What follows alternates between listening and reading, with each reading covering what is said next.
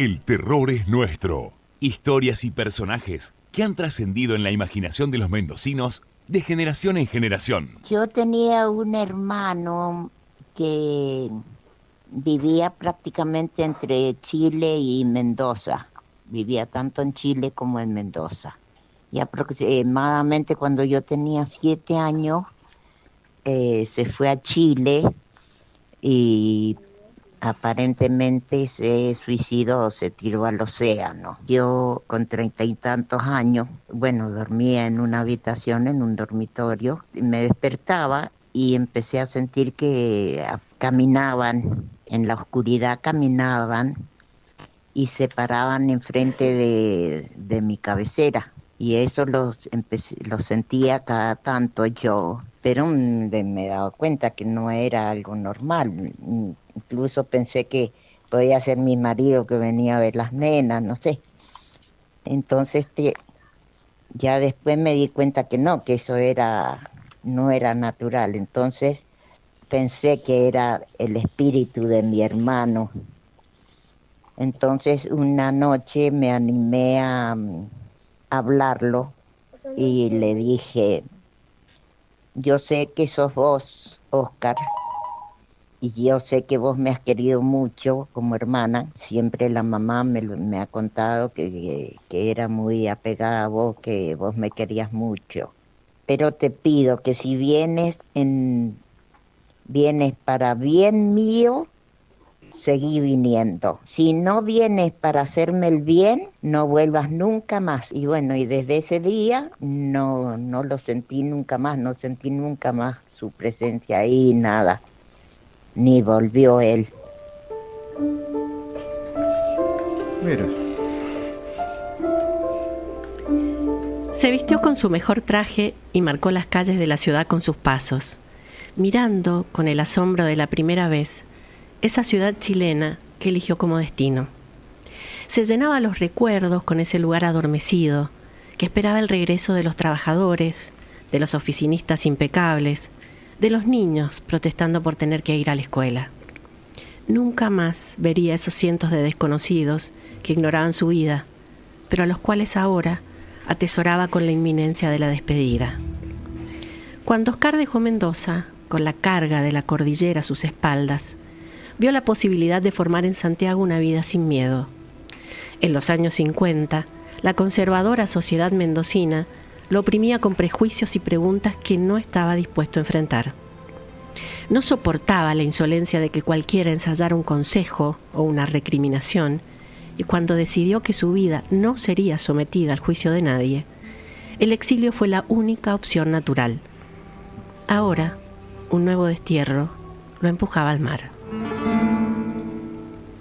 Ser extranjero le daba inmunidad, y eso lo ayudó a crear una versión de sí mismo muy parecida a una personal utopía. Tenía amigos, compañeros de trabajo, y los fines de semana compartía cigarrillos, pisco y tiempo con despreocupada liviandad. A sus 20 y tantos años, el orden entre ganarse la vida y disfrutarla estaba en armonía. Los afectos habían quedado del otro lado de la montaña, y cada vez que la cruzaba lo esperaban abrazos y planteos.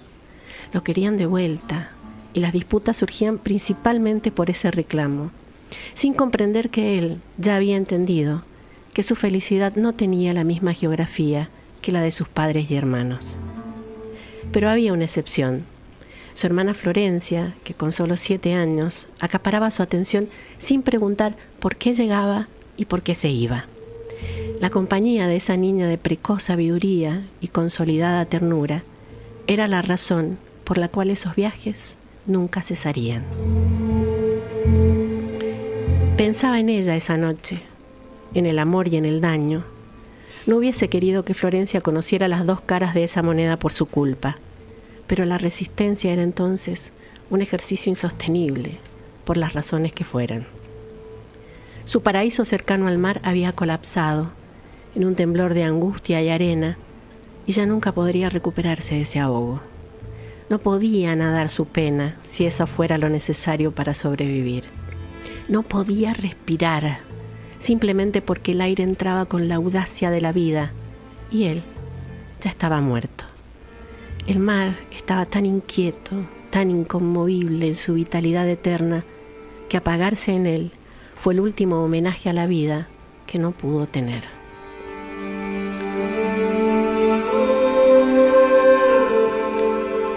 La noticia de la muerte partió la existencia de Florencia en un antes y un después.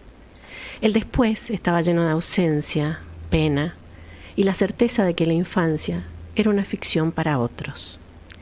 Los años pasaban con las confesiones al aire de aquello que Florencia iba experimentando. Los estudios, el amor, los hijos, lo innegociable. En sus pensamientos, las confidencias a Oscar lo rescataban de la muerte, ese absurdo incomprensible, antes y después. Por eso, cuando comenzó a escuchar ruidos en sus noches de insomnio, no tuvo miedo, aunque sí perplejidad.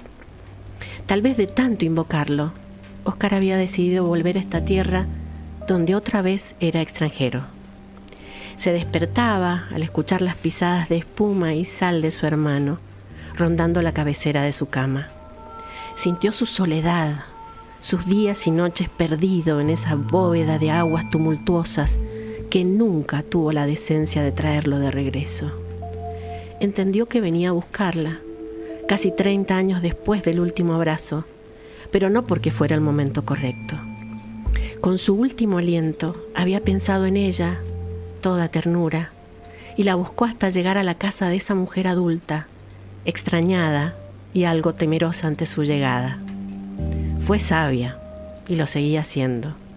Entendió el motivo de su presencia y le reclamó el olvido, con la promesa implícita de su parte de no volver a hablarle, de no buscarlo en sus pensamientos o en sus secretas confesiones.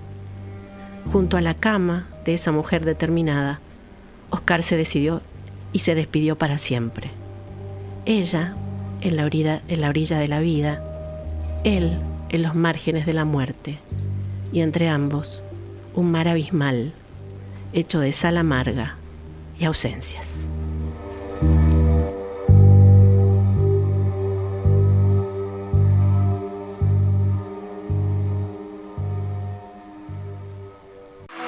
Escuchaste un podcast original de Radio Niwil.